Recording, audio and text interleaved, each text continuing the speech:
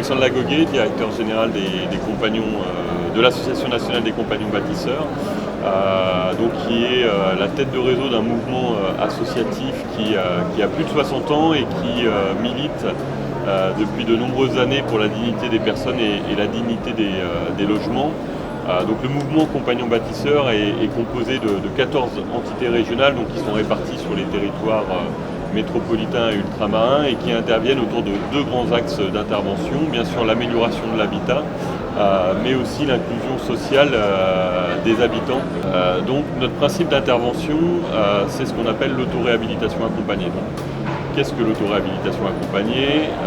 Déjà d'une part la réhabilitation, c'est vraiment l'objectif final, c'est de permettre aux habitants de vivre dans un logement digne et décent et de faire en sorte qu'on puisse intervenir avec eux sur l'amélioration de leur habitat.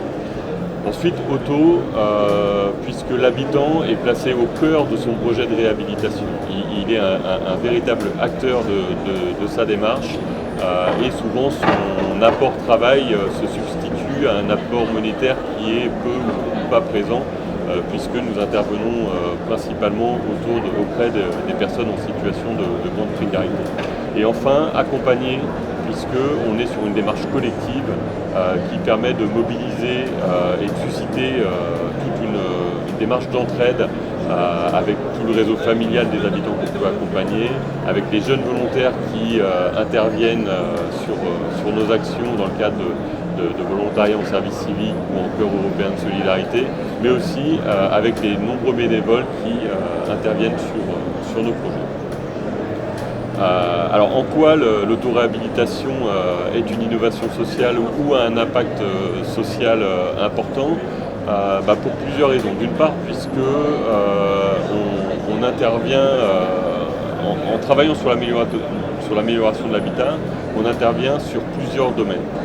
La pauvreté, l'accès et le maintien à l'emploi des personnes que l'on accompagne, la rénovation énergétique, la lutte contre la précarité énergétique. Voilà.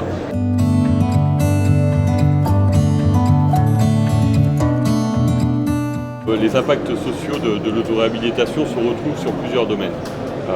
Du coup, l'économie inclusive, puisque d'une part on permet de rendre accessible la réhabilitation des logements à tous par le principe de l'autoréhabilitation des personnes qui n'auraient pas pu être accompagnées dans le cadre de différents dispositifs, nous permet par leur implication mais aussi par notre capacité à les accompagner de façon socio-technique à envisager un accompagnement structurant pour les habitants.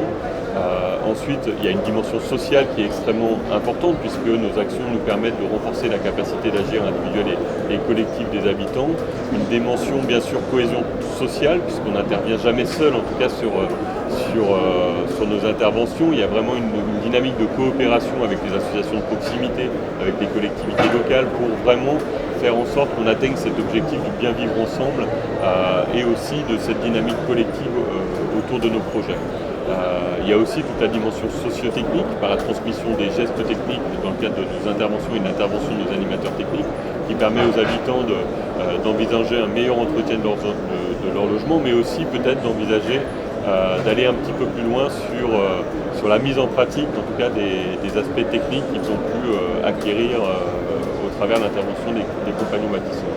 Et bien évidemment, une dimension autour de la rénovation énergétique, puisque l'un des enjeux importants, c'est l'intervention sur le bâti et l'amélioration de l'habitat, ce qui fait que par une meilleure maîtrise des usages du logement, mais aussi par cette intervention sur le bâti, on contribue à lutter contre la précarité énergétique. Peut-être pour revenir sur la question des territoires, pour illustrer un petit peu les propos d'Alexandre, on intervient au plus proche des territoires et sur tout type de territoire. Les Compagnons Bâtisseurs, c'est un réseau associatif qui est présent en métropole et également en Outre-mer. C'est important de le rappeler puisqu'on a développé des antennes à La Réunion, en Guyane, prochainement en Guadeloupe et qu'à ce titre, on fait face à beaucoup de contextes habitat très différents.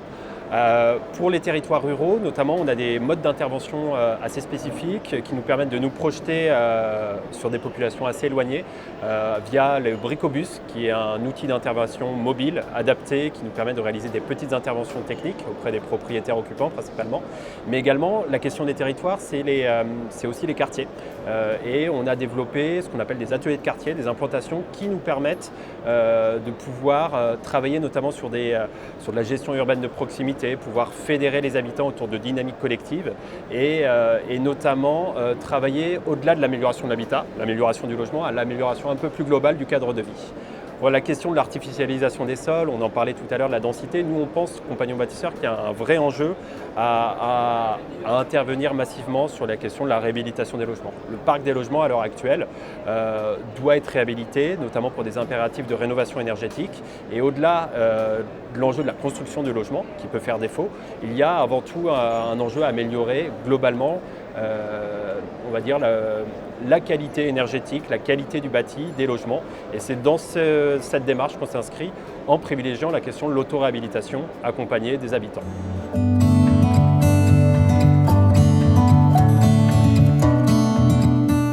Pour les publics, nous on est à la croisée de deux enjeux, les situations de mal logement et les publics précaires. Et donc c'est vrai qu'on va s'adresser nous à des ménages fragiles qui bien souvent ne disposent pas de financement pour pouvoir réaliser des travaux d'amélioration de l'habitat.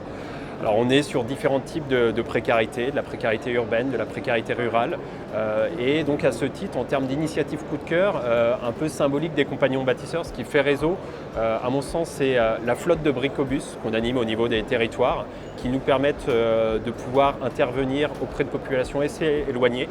Et au-delà de l'éloignement de la ville-centre, c'est aussi l'éloignement des différents dispositifs, des dispositifs d'intervention publique. Et c'est vrai que l'enjeu est d'une part le repérage de ce type de population, comment on arrive à trouver ces situations de précarité, de mal logement, et comment on arrive à accompagner rapidement, notamment dans les trous dans la raquette, parce qu'on a des politiques publiques assez structurantes.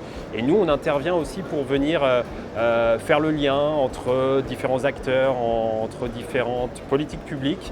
On est à la croisée du social, du logement, également de la jeunesse sur certaines actions.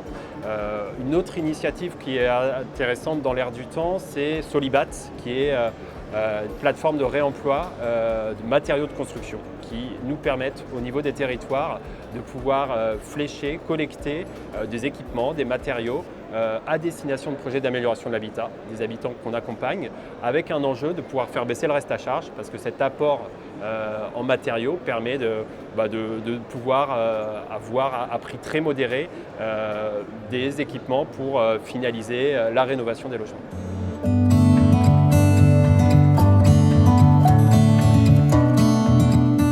En lien avec ce que vient de présenter Martin, il y a en tout cas une prise de conscience dans les politiques publiques qui doit être importante, c'est la place de l'habitant et toute la richesse en tout cas qu'il peut apporter dans son inclusion sociale. Et aujourd'hui, nous, c'est vraiment le cœur de l'accompagnement des compagnons bâtisseurs, mais pour ça, il faut faire en sorte que l'accompagnement renforcé de ces publics, justement pour les mettre au cœur de leur projet et qu'ils soient vraiment acteurs de leur démarche d'inclusion, soit pris en compte et qu'on ait, nous, suffisamment de moyens pour pouvoir faire en sorte que nos dispositifs s'adaptent au mieux et soient les plus sécurisés pour les publics qu'on accompagne. Un autre élément en lien aussi avec la place de l'habitant, c'est la reconnaissance de leur rapport de travail, puisque aujourd'hui, une des difficultés qu'on peut rencontrer dans l'accompagnement de ces publics sur des projets d'amélioration de l'habitat et notamment sur l'accompagnement à la rénovation énergétique de leur habitat, c'est la question du reste à charge, puisque aujourd'hui les habitants ont des difficultés à boucler des plans de financement qui peuvent être parfois ambitieux justement, mais qui sont nécessaires pour justement atteindre nos objectifs et contribuer à la lutte contre la précarité énergétique. Et en reconnaissant l'apport travail des habitants comme plan de financement des travaux, mais aussi d'un point de vue symbolique, et ça donnera des moyens supplémentaires, ou en tout cas ça permettra en tout cas d'accompagner beaucoup plus de personnes et de rendre accessible la rénovation énergétique à un plus grand nombre de personnes. Voilà, c'est une meilleure reconnaissance aujourd'hui de la démarche, de l'auto-réhabilitation accompagnée. Elle passe par une amélioration du cadre réglementaire et financier. Ça, on y travaille notamment avec l'ensemble de nos partenaires. On sent aujourd'hui qu'il y a des possibilités, on va faire évoluer le cadre existant et on voit les limites et on voit également l'ambition qu'on souhaiterait atteindre avec eux. Le deuxième sujet est de comment un petit peu mieux promouvoir peut-être cette démarche qui reste encore confidentielle avec une meilleure intégration dans les politiques publiques. On le voit, nous aujourd'hui on se rapproche d'acteurs assez structurants. On a fait rentrer l'autoréhabilitation accompagnée dans certains projets en rue. On fait rentrer l'autoréhabilitation accompagnée sur différents types de projets de territoire. Et c'est aussi comment on arrive à sortir de cette confidentialité. Donc on essaye de se donner des leviers réglementaires, financiers qui nous permettent d'aller de l'avant et en même temps on essaye aussi de mieux appréhender les contours de cette pratique qui reste encore trop confidentielle et qui pour autant, et ça je conclurai là-dessus, on a 1 Français sur 3 aujourd'hui qui auto-réhabilite son logement et cette pratique n'est pas confidentielle et nous il y a un enjeu à institutionnaliser notre démarche parce qu'elle est dans l'air du temps et elle va avec on va dire une certaine réalité du quotidien. Institutionnaliser et sécuriser cette démarche.